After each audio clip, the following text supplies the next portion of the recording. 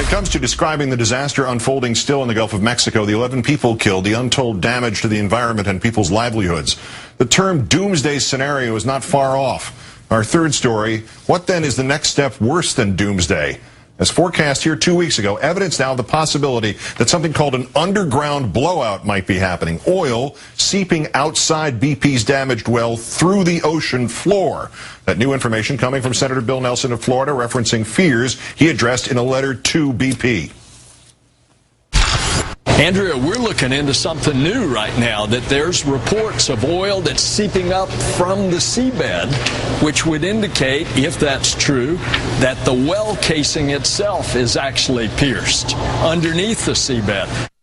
That said, obviously, to Andrea Mitchell on this network. Last week, the Washington Post reported sources at companies involved with the well said that BP discovered damage inside the well below the seafloor during the initial top kill procedure that failed the failed measure to plug the leak with mud. A BP official, speaking on condition of anonymity, had told the newspaper that, quote, "We discovered things that were broken in the subsurface and that the mud being pushed into the well to prevent oil from coming out was making it out to the side, into the formation." The formation is their term for the rock surrounding the well. The fear is that now oil is making it out to the side into the rock formation, and that any further attempts to contain the spill will pressurize the already damaged well below the sea floor, causing an underground blowout. And if that were to happen, subsea containment of the spill would get exponentially more difficult. Try to translate that, we'll once again turn to oil and gas industry expert and veteran Bob Kavnar, the contributor to the Huffington Post, as well as founder and editor of the Daily Hurricane blog. Bob, thanks again for your time tonight. You bet, Keith. All right, you've had your own fears about underground blowouts. You think BP and the federal government are as fully afraid of it as you are? I certainly hope that they are. These stories that are coming out now, the one in the New York Times and the Washington Post that you talked about, square with what I heard last week from those who were closer to the operation, that they experienced some kind of a failure during the top kill operation, and that's one of the reasons they shut down so quickly. You'll recall the Saturday of Memorial Day weekend, they said it would be 48 hours more before they heard if it was successful, and then they suddenly announced that afternoon that they were shutting down the operation. This would make Mr. Suttle's remark tonight to the Associated Press particularly strange. The chief operating officer said today that they would have the leaks flow down to a relative trickle by Monday or Tuesday.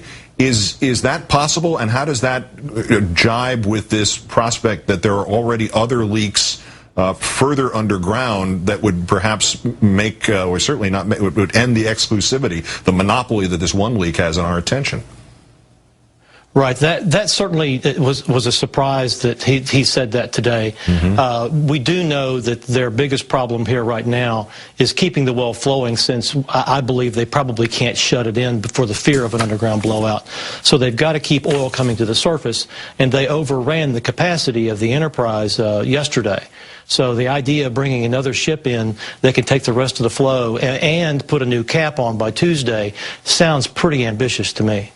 Is it possible there's already been underground blowout or blowouts and BP doesn't know it or isn't telling us? And is there anything that you've seen in terms of what they're doing there that makes you believe that's a possibility or is not a possibility?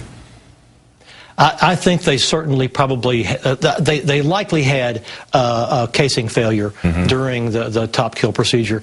Remember, they had 30,000 horsepower pumping mud at about as much as 80 barrels a minute. And that kind of casing that's probably already damaged could have certainly failed. What tells me is that they have a downhole problem is that they're working to fit a cap that latches onto the top of the blowout preventer rather than just setting a new blowout preventer. And so that means they can't shut the well in because of pressure buildup, and so they have to keep the well flowing to minimize oil and gas going out into the formation on the side. Senator Nelson talked about reports of oil seeping through the seabed, and there have been rumors about that on the internet for at least 2 weeks, and you saw what you saw when they tried the top kill and the mud came back out the way it did. Right. Do we know if it's true, or is this still at the rumor stage? I certainly would like BP to just come out and say what they think. This subsurface failure that's been talked about several times, I would believe they need to address to either calm those fears and show that it's not an underground blowout, or disclose that they have that problem and help us understand more what's going on. A subsurface blowout changes the relief wells idea. How, or does it not change it at all? It just emphasizes how important the relief wells are. The relief wells are the only way to control this blowout, because it will kill the well at the source, which is what they've got to do to kill either a surface blowout or a subsurface blowout. And if there are other subsurface blowouts and there are other leaks through the floor of the ocean at that point, how much worse would this be? Do we know?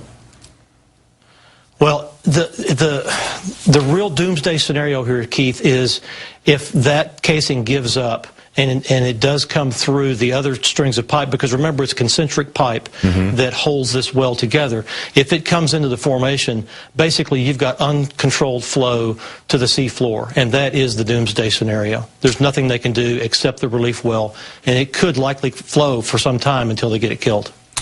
Bob Kavnar, oil and gas industry expert. Again, thanks for helping us understand some of this tonight. Happy to be.